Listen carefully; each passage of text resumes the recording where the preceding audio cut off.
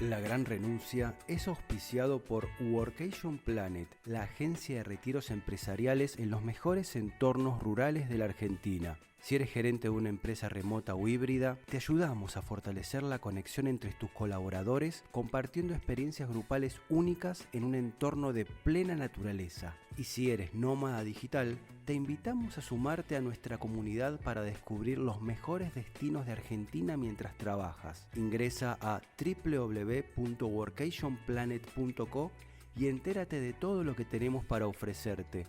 Workation Planet te invita a disfrutar el siguiente episodio de La Gran Renuncia. Bienvenidos a un nuevo capítulo de La Gran Renuncia. Nuestro invitado de hoy es Pablo Piñero Zabalete. Es educador con estudios de maestría en Administración de Empresas y actualmente es gerente del área de la formación de Anfix, empresa ubicada en Madrid que desarrolla software contables para autónomos y empresas. Uno de los temas que le apasiona es el potencial que ofrece el teletrabajo para la repoblación rural en España. Bienvenidos a La Gran Renuncia, claves para una gerencia remota. Pablo, bienvenido y gracias por aceptar nuestra invitación. Pues bien hallado, como se suele decir, y muchísimas gracias a vosotros por invitarme. Genial. Pablo, el teletrabajo ha permitido a las personas, ya sean autónomas o dependientes, de ir a una zona rural y trabajar desde ahí con todos los beneficios que esa vida ofrece. Pero, ¿crees que para las empresas hay también beneficios de que su equipo, su personal, esté ubicado en zonas rurales? Realmente lo creo. Y no es que lo crea como algo de decir, oye, pues creo que puede ser beneficioso, sino que realmente lo hemos visto. Al final, a mí me gusta, porque mi mente funciona un poco con el totum revolutum que hablamos siempre, o sea, todo se conecta y a veces parece que tengo una batería dentro de ella, una batería musical, pero realmente todo es interconectable.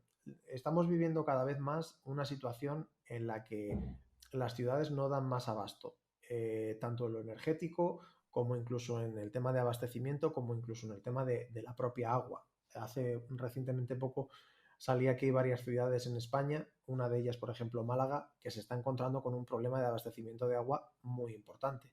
Entonces, ¿qué facilitaría el teletrabajo? Por un lado, que la gente se repartiera más, que hubiera un menor estrés para ciertas zonas y segundo, a efectos empresariales, ya solamente con el ahorro que tendrían en el alquiler de locales o de oficinas, estaríamos hablando que el EBITDA de esas empresas mejoraría bastante porque se quitarían un gasto fijo que a día de hoy, por lo menos en ciudades como Madrid, Barcelona o incluso Valencia y Málaga, es extremadamente alto. Mm. Sí, hay actualmente un debate de si volver a la oficina, híbrido, pero en general hay como un movimiento, vamos a decir, de las empresas, de las grandes empresas sobre todo, de que el personal regrese a la oficina y tocan el tema de la productividad, pero pareciera que no hacen una medición, ¿no? Sino es como una percepción que trabajando desde casa o trabajando desde coworking la productividad es menor, pero no pareciera que se enfocan en medir, ¿no? Sí, a ver, realmente, perdón, realmente el tema de la productividad cada vez genera más conflicto, porque realmente si queremos analizar la productividad, la fórmula como tal de la productividad a nivel global es el Producto Interior Bruto de un país dividido entre el número de horas de cada trabajador o de trabajadores. Hablando a un nivel muy grueso, lógicamente sin tener en cuenta temas más concretos, pero a vuela pluma se podría decir que es eso, PIB entre horas trabajadas. Realmente esto no nos da una visión real de la productividad. Nos puede dar percepciones, pero claro, la percepción no es igual que el dato. Lo que sí que es cierto, por lo menos durante la pandemia, es que las empresas que pudieron teletrabajar y que tuvieron esta posibilidad aumentaron su producción y en muchas de esas ocasiones su productividad. Todos los informes que están saliendo de que la productividad es más baja cuando se teletrabaja también son contrarrestados por otros informes que dicen lo contrario. Es decir, ahora mismo nos encontramos en una disyuntiva en la cual te puedes creer el informe que mejor te venga a día de hoy, porque hay informes que dicen una cosa y hay informes que dicen otra. Entonces, realmente no se ha llegado a ese punto concreto que digan, señores, la productividad baja esto. Además, también hay que tener en cuenta que en un mundo que cada vez más tiende hacia proyectos, porque aunque trabajemos en una empresa, tienes proyectos dentro de esa misma empresa, trabajos para un tercer cliente, etcétera, etcétera, con deadlines, es fácilmente medible. Tú haces tu trabajo, llegas, perfecto. No llegas, pues tendremos que analizar por qué. Si llegas desde casa o no llegas desde casa, eso también se puede analizar. Y creo que ahí nos está entrando. Bien, Pablo, ¿y cuándo iniciaste con el teletrabajo? ¿Cuándo llegó el trabajo remoto a tu vida? Pues es curioso porque yo empecé que mi amor hacia el teletrabajo cuando me di cuenta de que vivía en una casa en Madrid que no era que no era válida para vivir, en el sentido de tanto mi pareja como yo trabajábamos en nuestros respectivos trabajos y llegó la pandemia y como trabajábamos con ordenadores, pues pudimos teletrabajar desde casa. ¿Qué pasa? Que cuando te das cuenta que es una casa de 44 metros cuadrados en el que tienen que vivir y hacer su vida dos personas durante 24 horas, pues prácticamente cuando no me tenía que ir yo a trabajar a la cocina porque mi novia tenía una reunión, ella tenía que salirse a la terraza porque yo estaba en un webinar. Y un poco dándome cuenta de esa situación, pues yo tenía amigos, incluso tenía familia que trabajaba o que vivía en el rural y que la situación era totalmente contraria. Ellos podían trabajar, pero tenían más extensión, más terreno, más territorio para poder vivir.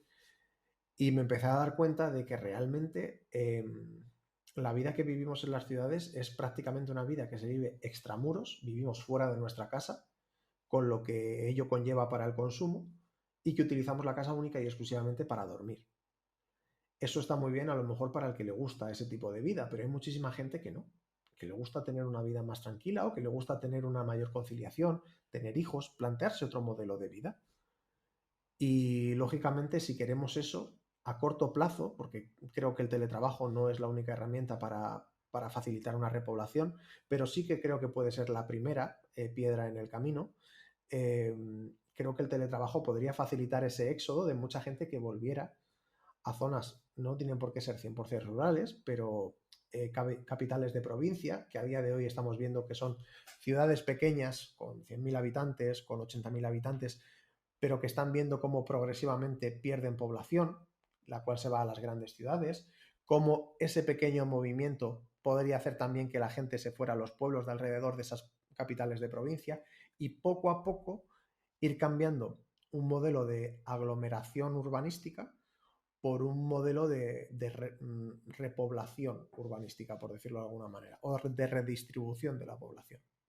¿Y cuál es la situación de España a nivel tecnología en las áreas rurales? Pues, pues mira, realmente cuando pasó lógicamente todo esto de la pandemia, se paró la economía y aquí en Europa, concretamente en España, se cuenta con unos fondos venidos de la Unión Europea llamados fondos Next Generation, que son precisamente para tratar de reactivar la economía de diferentes maneras. Cuando pasó todo lo que pasó de la pandemia en Europa nos dimos cuenta de que nos habíamos desindustrializado. Aquí vivimos muy bien, vivimos en nuestra burbuja, todo es maravilloso, financieramente hablando, etcétera, etcétera, pero cuando realmente vienen mal dadas y en un mundo geopolíticamente hablando tan inestable como el que vivimos, necesitamos volver a retomar ciertos aspectos. Y salieron estos fondos, los fondos Next Generation. Bueno, pues para España, de todos los miles de millones que se iban a dar, había 10.000 millones de euros enfocados exclusivamente a proyectos que fueran para mejorar entornos rurales. Y gran parte de esos 10.000 millones para mejorar las telecomunicaciones. No obstante, España creo que es el primer, el segundo o el tercer país que mejor conectividad tiene de toda Europa para la población global. Y además, España también cuenta con Hispasat, que es una empresa española que se dedica sobre todo a temas satelitales y ha llegado a un acuerdo recientemente con una empresa que ofrece Internet satelital para toda España. ¿Qué hace esto? Que por un precio relativamente asumible o bastante asumible, puedes tener Internet satelital. Sí que es cierto que no es 5G, pero es satelital con una conexión bastante estable prácticamente desde cualquier punto de España. Entonces, gracias a eso y gracias también a software como por ejemplo el caso de Anfix, haciendo un poco de autobombo, puedes aprovechar para trabajar 100% en la nube. Es decir, realmente tu oficina está donde esté tu ordenador. Sí, y tú como educador, me imagino, bueno, has visto todo el desarrollo de la tecnología para poder eh, dar clases a distancia. ¿Cómo ves? ¿Es completamente suficiente las herramientas que hay para clases a distancia? ¿Consideras que hay necesariamente tener una presencialidad? ¿Y cómo ves la parte de educación a futuro, ¿no? Con toda esta tecnología. Aquí a mí me gusta discriminar un poco entre la educación primaria, la educación básica y la educación superior. ¿Por qué? Porque la educación básica sí que es cierto que es necesario ese contacto físico, ese estar en el aula con el alumno, ese trabajo colaborativo. Pero en educación superior, yo por ejemplo, la última carrera que cursé, la de pedagogía, la cursé en una universidad 100% online, titulación oficial y demás, pero yo prácticamente pisaba la universidad para hacer los exámenes y ya. Dicho esto, creo que precisamente el tema de la repoblación rural para la formación básica, es decir, para los niños de primaria o hasta 16, 17 años, sería muy beneficiosa. Y aquí sí que hay estudios que demuestran que el ratio profesor-alumno, es decir, menos alumnos para cada profesor, mejoran el nivel educativo. Esto, sumado a que la gente que se fuera a entornos rurales haría que tuvieran menos alumnos por clase, porque lógicamente si se van 8, 10 o 12 familias a un pueblo, a lo mejor ese profesor tiene 8, 10 o 12 alumnos, 15. Aquí en España ahora mismo estamos contando que hay aulas en las principales ciudades en las que se están contando con 28, 30 y hasta 32 alumnos, con necesidades educativas especiales, con situaciones específicas, es decir, todo junto. Esto también al final mejoraría en mucho la formación de los alumnos, porque prácticamente tendrías un profesor particular para ti o para tus 4 o 5 compañeros. Sí. Y bueno, además el entorno rural, am, hay mucho que recibir, vamos a decir, de ese entorno, y entre ellos se encuentran las costumbres, ¿no? Las tradiciones que se pierden, ese esquema de franquicias que hay en las ciudades es horrible, ¿no? Y retornando a lo rural, uno puede ver otro mundo, eh, explorar otras cosas, entre ellos la cocina, ¿no? Sí, justamente hablaba el otro día con un amigo que la comida no sabe igual cuando se hace en la vitrocerámica que cuando se hace a la leña, por poner un ejemplo. Y el acervo cultural de las zonas se está perdiendo. Luego, por ejemplo, España también es un país tremendamente rico en patrimonio cultural. Prácticamente en la parte del norte de arriba, bueno, en la parte del norte de España, el Camino de Santiago, cada 2, 3 pueblos tienes ermitas, tienes iglesias del siglo XIV, del siglo XIII, que a día de hoy se están deteriorando porque nadie vive allí. Entonces, también sería una manera de recuperar ese patrimonio que si no se hace nada se perderá. Muy bien, y van dos preguntas. Por un Mm. lado, si se está dando la migración desde las ciudades hacia los pueblos, en este contexto de la ruralidad que vos hablás, que vos investigás.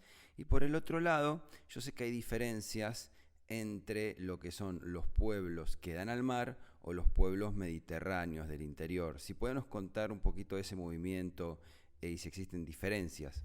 Sí, la verdad que hay mucha diferencia y me explico.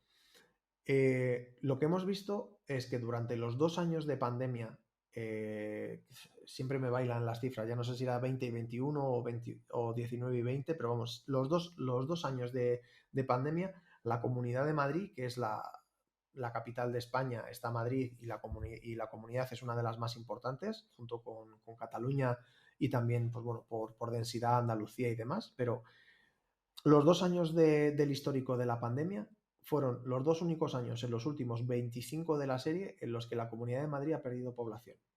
Es decir, la gente se ha ido, se fue. A día de hoy las políticas no están permitiendo que eso pase, porque los convenios colectivos se están modificando o se están negociando para que haya mínimo un 40 o un 50% de presencialidad en las oficinas. Por lo tanto, la Comunidad de Madrid o los políticos, ciertos políticos, no están permitiendo que ese teletrabajo realmente cuaje. Lógicamente todos sabemos que los habitantes son votos y los votos es dinero. Básicamente por simplificarlo muchísimo. Entonces, los años que se ha permitido, la gente se va. Ahora que no se está permitiendo, se está yendo, pero mucho menos. Y luego, la dinámica de los pueblos costeros y los pueblos de interior es bastante diferente. Los pueblos de la costa, en España hay muchísima gente que ha tenido su segunda residencia y lo que está haciendo es trasladar la primera residencia a esas zonas, o por lo menos intentándolo. Y luego con los pueblos de interior tenemos el problema ya no solamente de la despoblación, sino que también nos estamos encontrando con un problema de dificultad a la hora de un relevo generacional. Es decir, la gente encuentra que no tiene salidas y aunque existan ciertas posibilidades, también tienen ciertas dinámicas que les alientan a salir. Lógicamente esto cambia mucho por comunidad autónoma, por gobierno e incluso también por pueblo. O sea, se podría hacer un análisis casi pueblo a pueblo. Pero sí, hay bastantes diferencias entre las zonas costeras y las zonas de interior. Bien, y volviendo al tema de la educación, ¿no? Vos hablabas de la educación inicial, lo que acá llamamos primaria en Argentina, hasta los 12 años de edad. No sé cómo llaman allá en la educación media en España, la que va de los 13, 14 hasta los 17. Eh, yo soy educador, también educador secundaria, educación secundaria, y veo cómo hay una deficiencia en el tema del trabajo por proyecto. Porque pasa algo, en la secundaria, en la escuela secundaria, por lo menos acá en Argentina, sigue el mismo esquema de la educación prusiana, de la fábrica, viste, con los timbres de salida, no importa que haya terminado la tarea, si no tenés que aguantar a que toque el timbre para salir, no podés levantarte, los bancos están uno al lado del otro. Eso parece más una estructura fabril que una estructura por proyecto, porque si terminaste, terminaste. Entonces, eso, como es una política pública que se extiende a lo largo del país, es igual a todos lados, salvo algunas excepciones particulares de escuela. ¿Cómo ves esto vos en España? Y lo que yo llamo educación remota o la educación para el trabajo remoto. Porque una persona que se educa hasta los 17 en un esquema fabril, poco a los 18 se va a poder adaptar a una nueva Claro. tendencia laboral que está creciendo. En España nos encontramos, ya no solamente en España, creo que en la mayoría de países nos encontramos que estamos tratando de hacer las cosas como se hacían a inicios del siglo XX, pero con una cantidad de cambios que no existían en el siglo XX. Entonces, realmente lo que comentas, a mí siempre me recuerda la canción de Pink Floyd de Otro ladrillo en el muro, por decirlo de alguna manera, o la traducción Another Brick in the Wall, porque realmente es eso. Si realmente queremos que los estudiantes el día de mañana sean independientes, sean capaces de pensar y de razonar, y somos conscientes de que cada persona aprende a su velocidad, ¿por qué tratamos de hacerlo todo exactamente estandarizado? Más allá de porque es más sencillo. Realmente creo que en este siglo que estamos viviendo y en estos años en los que estamos viviendo vamos a sufrir una revolución muchas veces impuesta, pero de todos los paradigmas. Y la educación debe de estar al frente de ellos. Porque teniendo en cuenta que hay que tener muy claro que todo lo que aparece en Internet o que todas las modalidades no son perfectas, creo que debemos de empezar a replantearnos si el sistema o el modelo con el que estamos educando es el más adecuado para las generaciones que están viniendo. Y ahí creo que tanto Argentina como España en ese sentido tienen mucho por hacer, porque existen las herramientas, existen las metodologías, existe el interés por parte de los propios docentes, pero hace falta también que la administración se implique. Mm. Y Pablo, en el tema de hoy día que se está desarrollando lo que llaman co-living, de las personas nómadas digitales o trabajos remotos, pues visitan lugares y no se quedan en hoteles, sino se van a este tipo de esquema de co-living. También se está desarrollando mucho el co-housing, también para familias con niños que viajan. Eh, Me imagino que es un reto a nivel de la educación, estas familias que viajan con los niños. ¿Qué ves en ese tema pro, contra? Yo realmente pienso, yo diferencio entre el teletrabajo y el nomadismo digital. ¿Por qué? Porque realmente puedes teletrabajar desde un pueblo, desde una montaña, desde prácticamente cualquier sitio donde tengas un ordenador y conexión. El nomadismo digital ya incluye saltar, como digo yo, o sea, irte de un sitio a otro, etcétera, etcétera. Personalmente, por mi educación y también por mi conocimiento, creo que los niños, sobre todo más pequeños, necesitan una estructura que les puede permitir el teletrabajo, pero con cierto arraigo. El nomadismo digital lo veo realmente algo más complejo y en el que los padres de estos niños tienen que tener una implicación mucho más alta en su educación. Conozco, por ejemplo, modelos alternativos educacionales, como por ejemplo el homeschooling, que en Estados Unidos se da mucho cada vez más, en el que los propios padres son los docentes de sus hijos. En estos casos creo que el nomadismo digital no influye para nada en la educación, en tanto en cuanto es el padre el docente a la vez. Si el niño realmente lo que necesita es una estructura escolar o una estructura de centro, diferenciaría entre el teletrabajo y el nomadismo. Personalmente y en mi opinión, lógicamente esto es como todo, cada uno tiene su opinión, creo que el teletrabajo sí que es un tema que no tiene por qué influir a los niños, pero creo que el nomadismo digital sí que se tendría que analizar muy muy bien la casuística de cada familia y realmente analizar si los padres de ese niño realmente le pueden dar clase y están capacitados para ello. Si no, no lo recomendaría desde luego. Mm. Y volviendo al tema de la dinámica o digamos, el movimiento que hay de grandes empresas que están pidiendo a los trabajadores regresar. em, ¿Qué hay detrás de eso? Porque hemos hablado también en este podcast de el tema del real estate, o sea, del valor de la propiedad y la inversión que han hecho empresas en estos espacios y que en cierta manera dicen, bueno, la productividad es menor en la casa, hay que venir o hay muchas interrupciones en la casa. ¿Qué opinión le das a esta situación? Si te gusta nuestro contenido, te pedimos que nos ayudes a difundirlo siguiéndonos en Spotify, Apple Podcasts, YouTube o desde la plataforma que nos estés escuchando. También puedes suscribirte a nuestro newsletter podcastlagranrenuncia@gmail.com y te haremos llegar todas las novedades acerca de gerenciamiento y trabajo remoto. Seguimos escuchando La Gran Renuncia.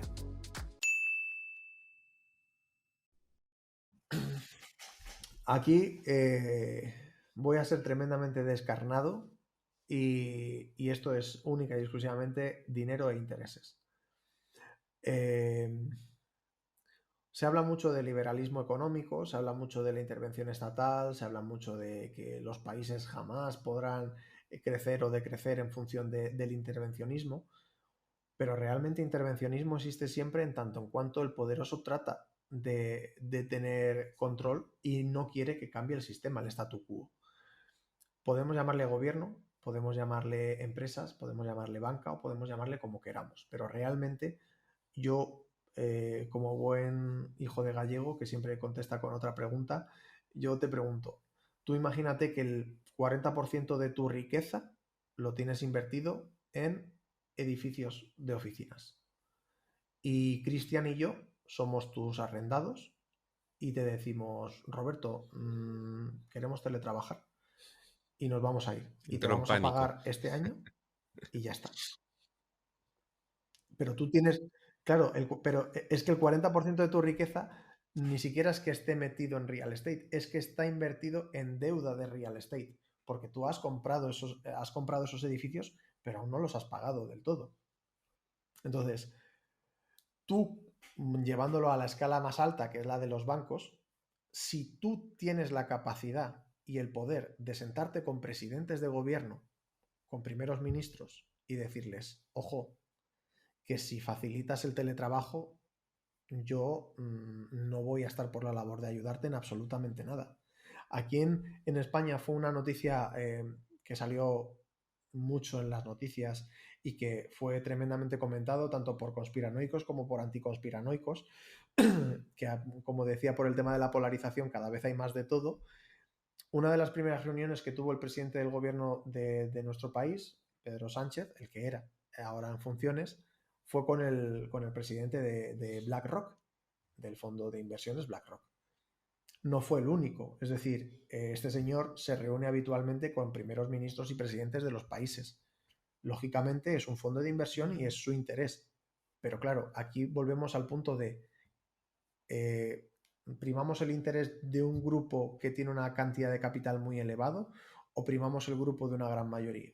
Y también tenemos que ser conscientes de que vivimos, por lo menos en Europa, se vive en un modelo consumista. Si nosotros nos vamos a los pueblos o nos vamos a otras zonas, también tenemos que ser conscientes de que el modelo se va a resentir. Y eso no va a ser solo, los grandes bancos no van a ser únicamente los que sufran. También va a haber un cambio y unas dinámicas y va a ser traumático para mucha gente. Bajando un poco al terreno español otra vez, por ejemplo, Madrid, la mayoría de los puntos en los que están los edificios de oficinas, a su alrededor, tienen muchos bares y restaurantes. ¿Por qué? Porque la mayoría o un gran porcentaje de gente, por lo menos un día por semana, baja a comer fuera o toma el café y desayuna allí. Si todos teletrabajamos, todos esos trabajos y todos esos negocios se van a destruir. Pero claro, volvemos a lo mismo. Yo personalmente pienso que es que el modelo tal y como está nos va a durar unos cuantos años más. Entonces, o vamos haciendo cambios paulatinamente y somos conscientes de que algunos cambios serán dolorosos, o si no nos encontraremos ante la tesitura de que el cambio llegará Mm. y no nos pillará preparados. Y Pablo, ¿ya existe una ley de teletrabajo en España que contenga esta demanda laboral? Sí, sí, sí, está legislado y también existe muchísima polémica, como casi todo en España, alrededor de ella, porque hay empresas y hay personas que dicen que lo único que hace es desincentivar el teletrabajo, hay otros que dicen que la ley está estructurada y está bien planteada, que el problema es que las empresas se escudan en pequeños escudos o pequeños resquicios legales para no aplicarlo. Realmente quien quiere teletrabajar y quien quiere aplicar una política de teletrabajo a día de hoy lo está pudiendo hacer. No digo que sea fácil ni sencillo, pero realmente si existe interés de hacerlo, Y se hace. también un contexto legal que contenga al nomadismo digital. ¿Eso existe? Por ejemplo, alguna visa. Sí, sí, eso, sí. De hecho, en España se ha aprobado la ley Crea y Crece, perdón, y dentro de esa ley Crea y Crece hay un apartado específico para todo el tema de nomadismo digital. Al final, España es potencia mundial, creo que es el primer país con mayor cantidad de turistas del mundo. Y gracias también a ese turismo, la parte del nomadismo digital se puede incluir. Y ahí sí que comunidades autónomas como Canarias, las Islas Canarias, están siendo punteras al respecto. Hay muchísima atracción de talento y ya como pequeño apunte, por ejemplo, el año pasado que hubo este problema con el tema de la guerra de Ucrania y de Rusia por los altos costes de la energía, me comentaban que había empresas, sobre todo en Centro Europa, Alemania y demás, que les salía más rentable alquilar un hotel y traerse a toda la plantilla aquí para teletrabajar durante los meses centrales de frío que, que pagar el alquiler y el coste extra de la energía en Alemania. O sea que hay mucha tela que Mm. cortar con Ahora, respecto a ese tema. aparte volviendo al tema del real estate y de esta tendencia que hay de llamado a los trabajadores, o a los empleados a volver a las oficinas. También hay un punto con los gerentes que pareciera, o sea, hay estudios que indican que el gerente prefiere calificar positivamente más a la persona que ve presencial que a la persona que no ve, aunque la persona que no ve trabaje más o trabaje mejor o produzca mejor. Entonces, aquí hay un reto de educación, ¿no? Para los gerentes de cómo manejar esta no presencialidad y poder gerenciar al mismo tiempo. Totalmente. Era un poco lo que comentaba Cristian. Venimos de un modelo educacional factorizado, en el cual prima la presencialidad. Si toda la vida hemos sido educados en ese modelo, lógicamente el gerente lo que va a primar es lo que ya conoce. ¿Y qué conoce? A los trabajadores que ve. Ya está, no hay más. Luego, aparte, somos sociedades, sobre todo las sociedades latinas, somos sociedades que nos gusta mucho vernos, tocarnos, tener contacto los unos con los otros, es así. Y pensamos muchas veces que el estar, ya solamente el estar, el presentismo, hace. Yo he tenido los dos modelos y yo personalmente siempre he escuchado a la gente que más se... A la gente que más se quejaba del teletrabajo normalmente era luego la gente que más tiempo pasaba en la cafetería de la oficina o que más tiempo pasaba paseándose entre las mesas de los compañeros, porque hacían acto de presencia y la gente entendía que trabajaban, aunque realmente no lo hacían. Mm.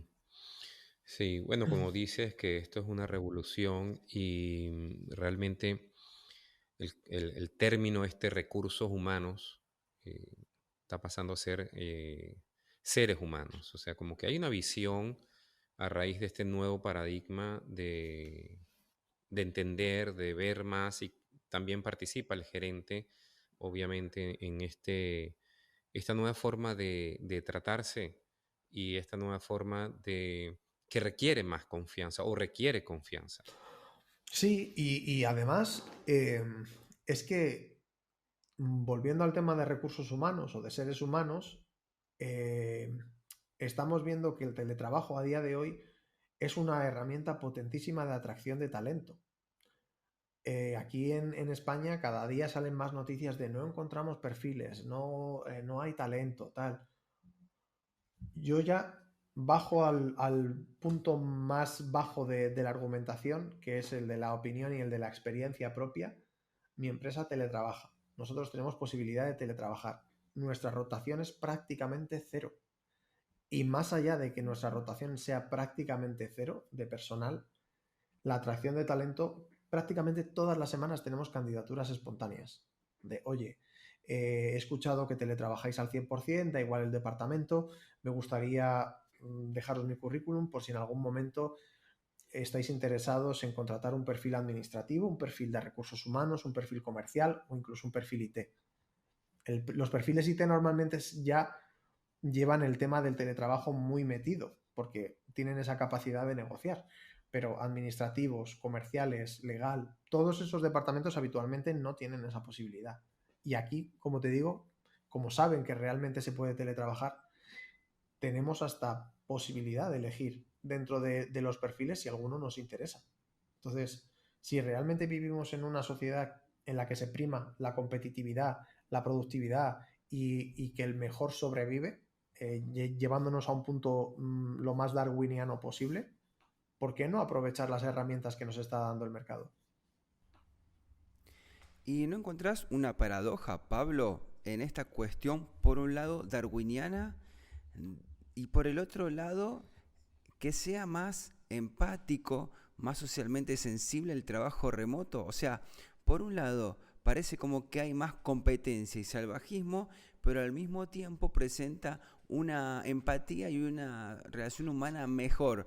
¿Podés resolver esa paradoja? ¿Qué te parece a vos? Realmente a mí es que me parece que vivimos en una incongruencia constante. O sea, creo que vivimos en la sociedad de la incongruencia porque realmente tratamos de ser lo más competitivos posibles, tratamos de mejorar nuestros procesos.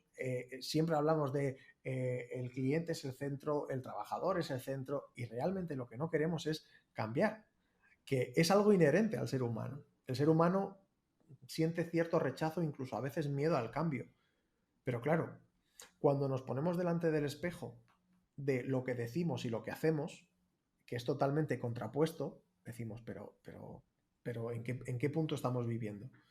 En relación a lo que comentas tú de la paradoja, Cristian, yo no he trabajado nunca más codo con mis compañeros que ahora que estoy teletrabajando. ¿Por qué? Porque trabajamos por proyectos.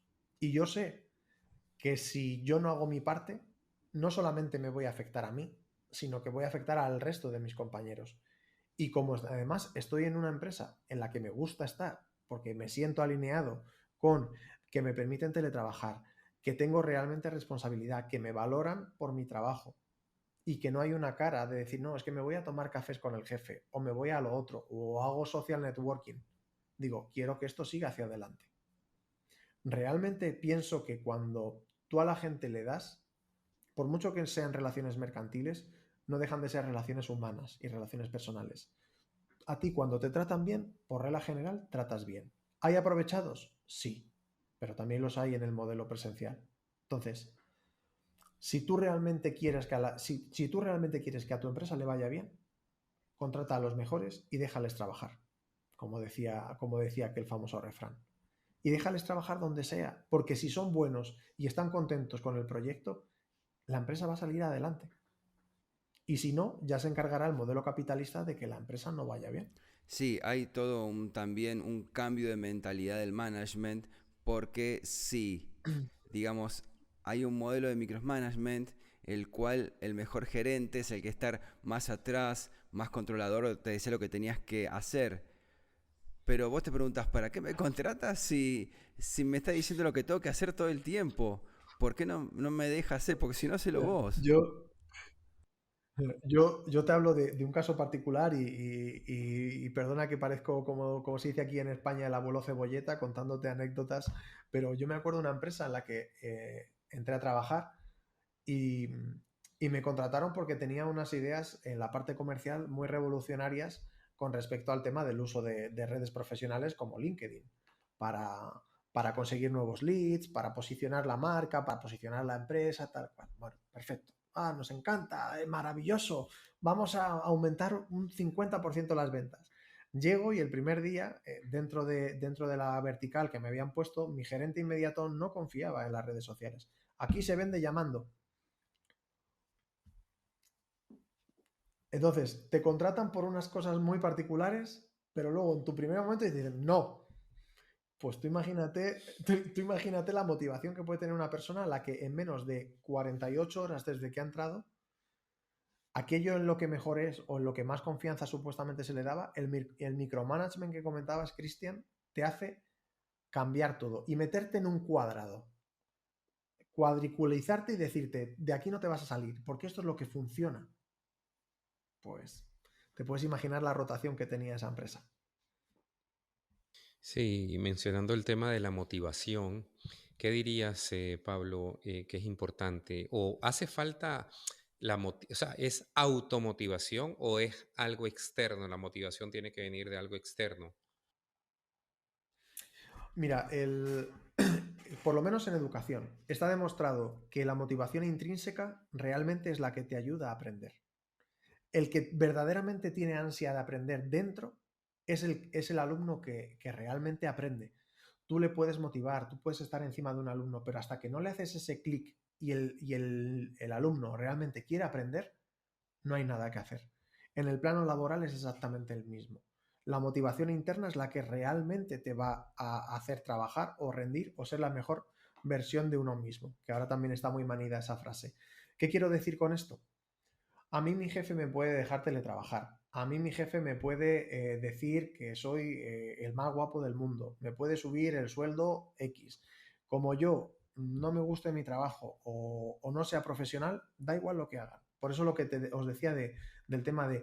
Hay gente que se aprovecha del modelo de teletrabajo y hay gente que se aprovecha del modelo presencial. Y vamos a también ser sinceros, hay gente a la que no le gusta trabajar sea como sea. Entonces, da igual que lo hagan desde su casa, desde Bali o desde la oficina. Van a rendir lo justo. Y en el tema motivacional es exactamente igual. Yo siempre pienso, tú dame las herramientas. y yo soy lo suficientemente profesional para hacerlo. Que no llego a ese punto, pues oye, nos sentamos, analizamos, valoramos. ¿Que sigues sin estar en el punto? Pues oye, esto es una empresa, no es una familia. Yo elijo a mis trabajadores y si llega un punto en el que la situación pues no es beneficiosa para ambas partes, cada uno por su maravilloso camino. Pero ya está. O sea, es algo que tiene que nacer de dentro. Más allá de que, lógicamente, te pueden dar ciertas ayudas, pero el que es profesional ha de ser profesional porque lo es. ¿Cómo ves el futuro de las ciudades? Mal. Considerando que Lo veo mal, mal. ok. Pero te cuento. Lo veo mal porque el modelo, y esto ya es algo muy personal, a mí el modelo me parece totalmente incongruente lo que estábamos hablando. Vivimos en un planeta que tiene una serie de recursos limitados, sin embargo tratamos de implantar un modelo de crecimiento exponencial. Volviendo punto de mi época de empresa y sobre todo más en la parte vinculada a rendimientos comerciales, no hay empresa que año contra año no trate de crecer. De hecho, yo tenía un responsable del área comercial que nos decía siempre al resto de departamentos, es que una empresa que no crece todos los años decrece. Vale. Eso es asumible hasta cierto punto y llevándolo al punto de las ciudades, el crecimiento es sostenible hasta cierto punto. Pero llega un punto en el que no hay más. O sea, si yo necesito 10 litros de agua por habitante y yo tengo 20 millones de habitantes, necesitaré X millones de litros. Si tengo 50, necesitaré Y. Si llega un punto en el que no hay suficiente agua, da igual lo que me invente. Da igual. Si yo no tengo agua para vivir, se acabó la vida. Y creo que realmente aquí en España, por ejemplo, que estamos viviendo, o ya tradicionalmente España es semidesértica en algunas zonas, si tratamos de plantar cosas que necesitan mucha agua y tratamos de hacer que las ciudades crezcan hasta un punto que no es viable y tratamos de pensar que esto es sostenible porque le ponemos la palabra sostenibilidad o cambiamos el logo de las empresas por un logo verde o lo que sea, vamos a llegar al punto en el que nos vamos a encontrar lo que os decía anteriormente. O nos empezamos a preparar para el cambio o el cambio va a llegar y nos va a pillar con el calzón bajado. Pablo, ¿hay algún libro, algún autor, alguna idea, algún blog, newsletter en lo que vos abreves para poder llegar a tus reflexiones, para analizar, que nos puedas recomendar? Pues yo personalmente lo que trato, a mí me gusta leer a dos autores, son temas diferentes, pero me gustan por el tema de del teletrabajo y también de la sostenibilidad. Uno es, es Francisco Rábano, que es autor de un libro que no recuerdo ahora el nombre, pero si me dejáis que lo busque, a ver un segundín. Que no quiero decir el nombre que no es.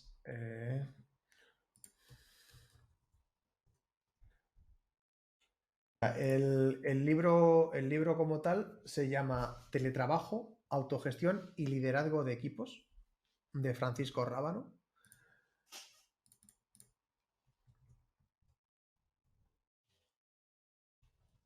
Y luego de blog, bueno, yo sigo a Antonio Turiel, que es científico, es un científico bastante afamado español, y habla en relación al tema precisamente de la sostenibilidad del planeta y del tema de los recursos, que es de oil crash, o sea, el crash del oil. Para todos aquellos que entren por primera vez en este blog, les recomiendo una tila al lado, por lo menos la primera vez, porque sí que es cierto que cuando empezamos a ver los datos nos genera ese shock de decir, ostras, estoy bastante peor de lo que me pensaba, pero luego yo soy de los que piensa que la información es poder y que cuanto más conocemos, más posibilidades reales tenemos de actuar. ¿Y hay algún recurso tecnológico que vos nos puedas recomendar que te haya sido muy útil para el tema del trabajo remoto, para el tema del trabajo en equipo? Pues realmente, a día de hoy, simplemente la mejor herramienta que existe para el teletrabajo es la autogestión. Ser una persona organizada y ser una persona capaz de sacar tu trabajo. Si eres capaz de eso, tú te vas a encontrar las herramientas, tú vas a ser realmente capaz de enfocarte. A fin de cuentas, con Gmail y con un Excel puedes teletrabajar bien. Bien, ¿hay algo más que quieras decir, Pablo? ¿Algún tema que quieras hablar que no te hayamos preguntado? Pues nada, simplemente que la gente realmente que esté por la labor o que esté a favor del tema del teletrabajo, que investigue y que dé toda la matraca posible, como decimos en España, que dé todo el bombo, que haga todo el ruido posible para que realmente las cosas cambien. Y para los departamentos de recursos humanos y de atracción de talento, que realmente hagan la prueba. Que si realmente quieren ser diferenciales en sus sectores, que hagan la prueba con un departamento, que traten de atraer talento a ese departamento que les trae de cabeza, que no saben por qué tiene una rotación tan alta o por qué hay tantos problemas de gestión o por qué no encuentran trabajadores, y que prueben durante 6 meses dejarles teletrabajar y a publicar ofertas con teletrabajo real. A ver si siguen con el mismo problema o si por el contrario, con una buena gestión del talento y del personal, pues cambia la dinámica. Si nuestros oyentes se quieren comunicar con vos, ¿cómo lo pueden hacer? Pues principalmente por LinkedIn. Mi LinkedIn es Pablo Piñeiro Sabalete. Ahí yo prácticamente es la única red social que tengo. Me quité de Facebook, me quité de Instagram y prácticamente todo lo centralizo por ahí. O si no, también me pueden escribir al mail, que bueno, os lo facilitaré para todos vuestros oyentes, para que lo que necesiten me puedan contactar.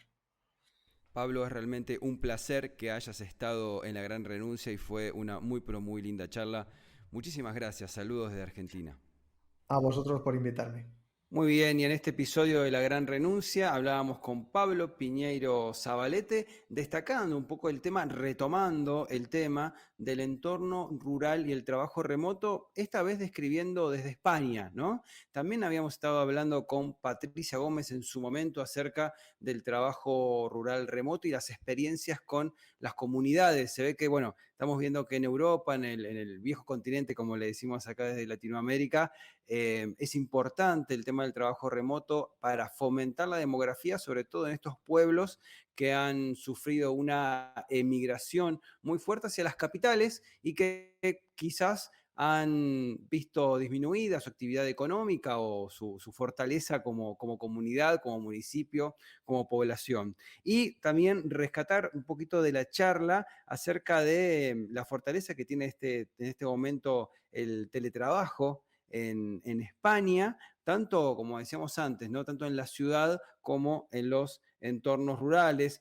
Nos recomendaban algunos libros también, Pablo, que vamos a estar citando al pie de este podcast, sobre autogestión, sobre liderazgo en equipo, sobre la sostenibilidad del planeta, algo que él también vincula con trabajar remoto.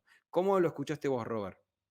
Sí, y él como su experiencia de educador, pues hace énfasis en la importancia que existe el proceso de educar a los gerentes para toda la actividad de una empresa con trabajadores remotos, la parte de la educación, muy importante. Y le mandamos un saludo grande a la gente del coworking La Cañada Multiespacio. Vos sabés que el norte de la provincia de Córdoba, en la República Argentina, es un lugar ideal para venir a hacer tus retiros empresariales. También es un lugar ideal, si sos nómada digital, para venir a pasarte unos días y trabajar disfrutando del entorno, del paisaje, de las sierras y los ríos. Bueno, tenés un coworking ideal para esto, que es La Cañada Multiespacio, en un lugar tan pero tan lindo como es Villa Yardino. Te lo recomendamos.